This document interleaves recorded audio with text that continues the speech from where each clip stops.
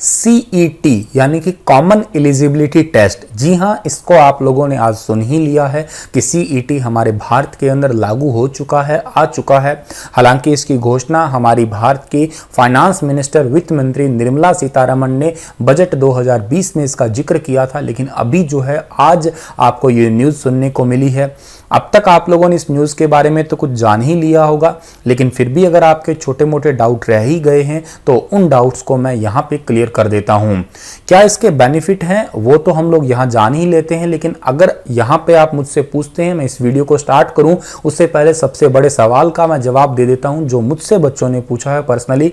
तो वो ये पूछा है कि सर हमारा आने वाला एग्जाम है दिल्ली पुलिस का जो कि नवंबर में होने वाला है, हमारा आने वाला एग्जाम है CPO का, हमारे आने वाला एग्जाम है सर NTPC का, ग्रुप D का, तो क्या सर वो इस CET के माध्यम से होंगे या जो अभी चल रहा है प्रोसेस उसी के माध्यम से होंगे? तो देखिएगा मेरे प्यारे बच्चों, अभी ये CET आज आया है, इसकी घोषणा आज हुई है, लेकिन अभी रेलवे है, SSC है, बैंक है, ये तीनों डिपार्टमेंट मिलेंगे, इन तीनों की आपस में बातचीत होगी, फिर ये तीनों एक एज का क्राइटेरिया भी डिसाइड करेंगे, क्योंकि SSC के लिए तो 25 है, कुछ एग्जाम की 28 है, कुछ एग्जाम की 30 है, बैंक की अलग एज क्राइटेरिया है, रेलवे का अलग अलग एक एज क्राइटेरिया है। तो यहाँ पे अभी एज का कोई भी बात नहीं हुई है, ये आने वाले टाइम में होगी।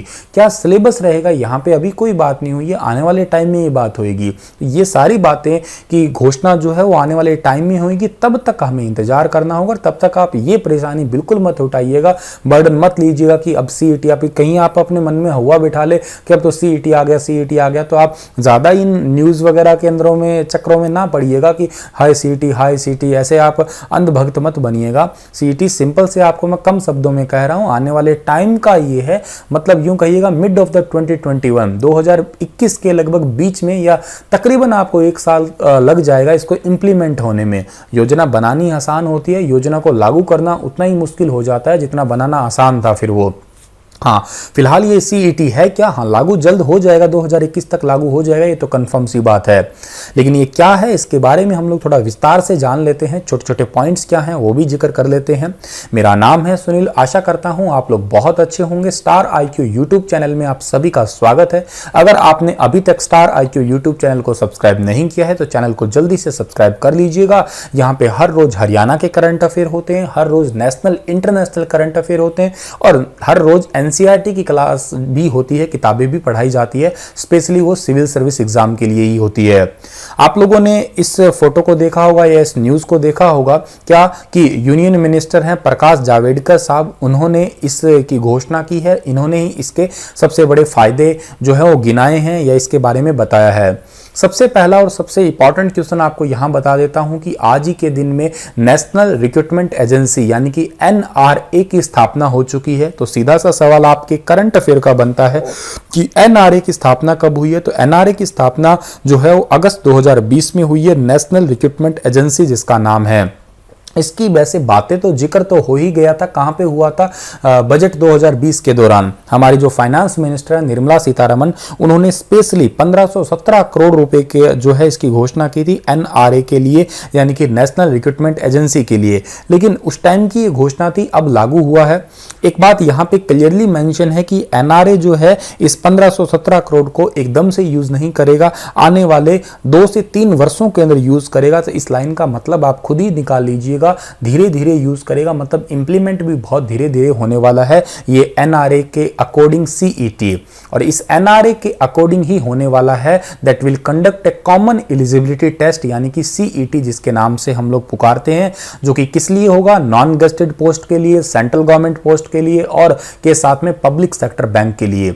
फिलहाल के लिए तीनों एजेंसियों के लिए होगा। हमारे प्रधानमंत्री नरेंद्र मोदी जी ने भी ट्वीट करके कहा है कि लाखों करोड़ों बच्चों के लिए, लाखों करोड़ों युवाओं के लिए एक वरदान साबित होगा ये, ठीक है, जो नेशनल रिक्रूटमेंट एजेंसी जो है इसकी घोषणा हुई है।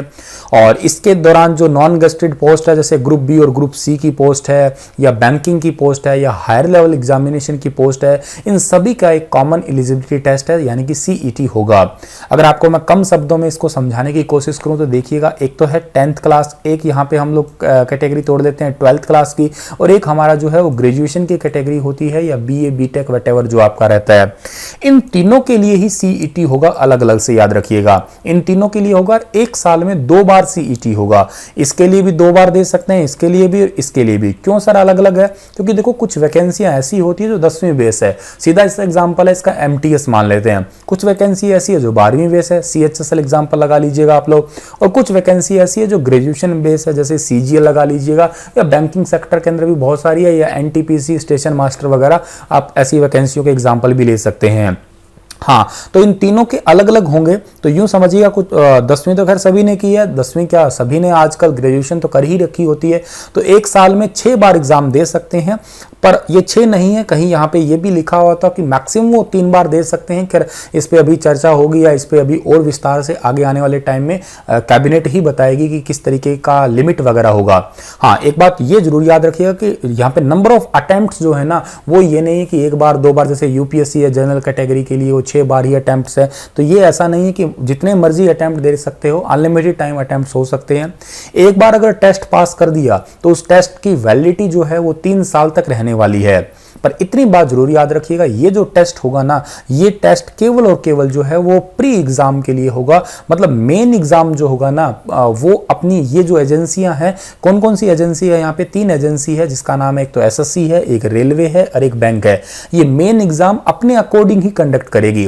जैसे मान लेते हैं सीजीएल की बात करते हैं हम लोग, अब सीजीएल है या कोई भी और एग्जाम, इन सभी का एक प्री एग्जाम हो जाएगा, प्री सबका कॉमन होगा। सिलेबस एक्सेट्रा क्या होगा ये तो आने वाले टाइम में जब भी पता लगेगा मुझे, या जब भी कैबिनेट वगैरह का जो है वो होगा आपकी बातें, तभी आपको बता दिया जाएगा। और इवन आपको ऑलरेडी न्यूज से पता लग ही जाएगा। पर ये तीनों एजेंसियों का प्री तो एक साथ कॉमन होगा। मेन जैसा ये चाहें, भाई कोई चाहता है सिर्फ इंटरव्यू बेस्ड चाहता है, फिर मेन को कुछ, कोई लोग चाहता है कि हम मेन एग्जाम और करवाएं, मल्टीपल्स एग्जाम करवाएं, तो वो इनके अकॉर्डिंग होगा। लेकिन प्री इन सब का जो है वो कॉमन हो जाएगा। वैसे हमारे इंडिया में मैं बता दूं 20 से ज्यादा रिक्रूटमेंट एजेंसियां हैं सेंट्रल गवर्नमेंट की, लेकिन फिलहाल के लिए इन 3 एजेंसियों पे काम होगा, क्योंकि सबसे बड़ी, आप लोगों ने यही देखा होगा, मतलब आप कोई किसी से आप पूछें कि किसकी तैयारी कर रहे हो, ज्यादातर आपको कहेंगे एसएससी, या कहेंगे बैंक, या कहेंगे रेलवे, ठीक है, ज्यादातर।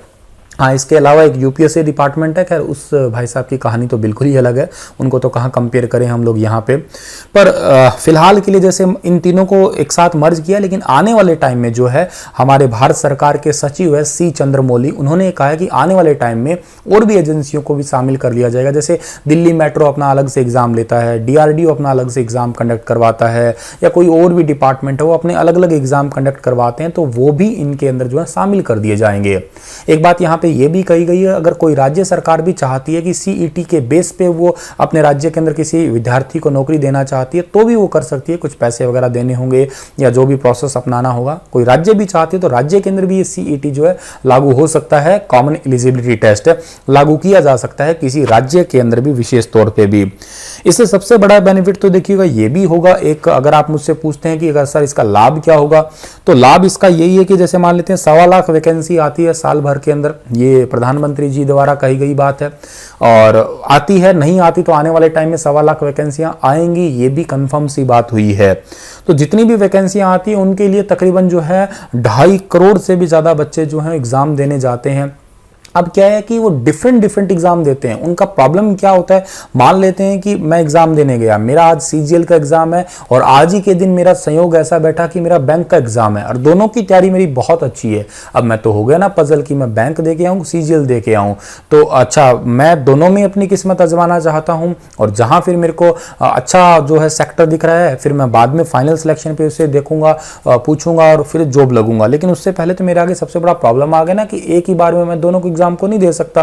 तो प्रॉब्लम इसी को ही दूर करने के लिए अब डिफरेंट एग्जाम नहीं देने पड़ेंगे, जगह जगह पे चक्कर नहीं काटने पड़ेंगे, क्योंकि दूर दराज के क्षेत्रों पे जब जाते हैं तो सबसे बड़ा प्रॉब्लम यही रहता है कि टाइम बहुत खर्च होता है, प्रीशियस टाइम जो हमारा खर्च होता है, रिसोर्सेस है, पैसा भी खर्च होता है। और एक जो सबसे बड़ी प्रॉब्लम जो मुझे पर्सनली देखने को मिलती है या देखने को लगती है, क्या कि जो महिला होती है, जो गर्ल्स होती है, उनको सबसे बड़ी प्रॉब्लम आती है। जैसे मान लेते हैं कि हम लोग हैं, एग्जाम देने गए और मान लेते हैं यमुनानगर में एग्ज़ाम है हमारा, मान लेते हैं दिल्ली एग्ज़ाम है, हम लोग रात को यहाँ से चढ़े, सुबह सुबह 7 बजे हमारा एग्ज़ाम है, हम 4 बजे दिल्ली पहुँच गए, 3-4 घंटे हम लोग इधर उधर चक्कर काट सकते हैं, गुरुद्वारे वगैरह में भी रह सकते हैं।